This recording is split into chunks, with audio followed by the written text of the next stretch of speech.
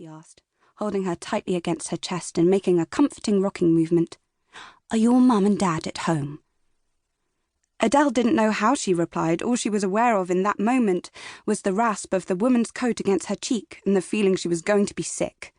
But she must have answered her questions before she broke free to vomit by the curb, for later, after the arrival of the ambulance and the police, she heard the same woman informing them that the sister of the child who had been run over was Adele Talbot, and she lived at 47 Charlton Street. Yet, in the time until the police and the ambulance arrived, Adele wasn't aware of the faces of those around her, what they said to her, or even the biting cold wind. She felt only her own anguish, saw only the golden glow of streetlights picking out Pamela's blonde hair fluttering in the wind on the black, wet road, and heard only the noise of car horns honking impatiently. Euston belonged to her and Pamela. Maybe to others it was the dirty and dangerous hub of London which people were forced to pass through on their way to other safer and more attractive parts of the city.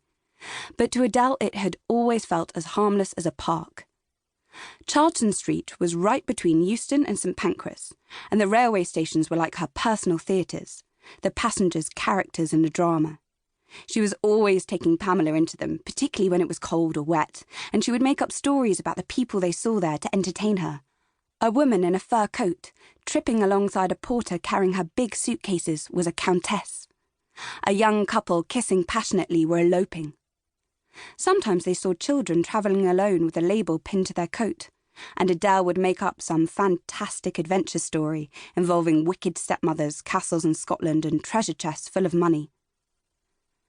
At home, there was always an atmosphere. Their mother would sit for hours in sullen silence, barely acknowledging her children or her husband's presence. She had always been the same, so Adele just accepted it, but had learned to read the danger signs which preceded the eruptions of wild rage, and got herself and Pamela out of there as quickly as possible.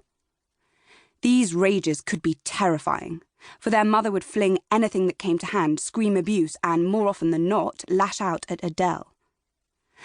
Adele tried to convince herself that the reason the full force of her mother's anger was always directed at her, rather than Pamela, was just because she was the elder. But deep down, she knew it was because Mum hated her for some reason. Pamela had sensed it too, and she had always tried to make up for it. If she got any money from their mother, she always shared it with Adele. When she got her new red coat for Christmas, she'd been embarrassed because Adele hadn't got one too. In her little way, she'd done her best to make amends. With her sunny smile, her generosity and sense of fun, Pamela had made Adele's life bearable.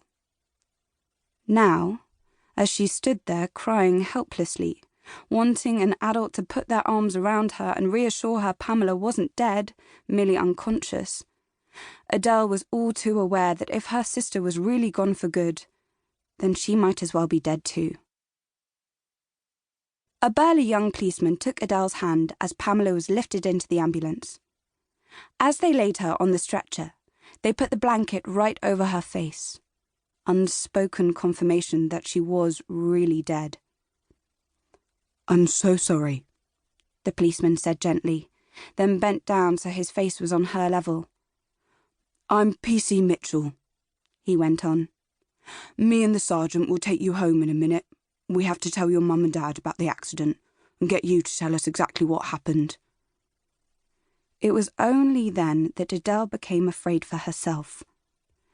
From the moment she'd heard the squeal of car brakes, her mind had been centred entirely on Pamela. All her thoughts and emotions were single track. Nothing else existed but her sister's little body on the ground and what they were to each other. But at the mention of her parents, Adele was suddenly terrified. "I can't go home," she blurted out, clutching the policeman's hand in fear. "They'll say it was my fault." "Of course they won't," PC Mitchell said disbelievingly, and rubbed her cold hand in his two big ones. "Accidents like this can happen to anyone. You're only a kid yourself." "If I'd just been a bit quicker," she sobbed out. His big, kindly face full of concern for her was only a further reminder of how little her parents cared for her. "I ran all the way, but she was already by the road when I got up here." "Your mum and dad will understand," he said.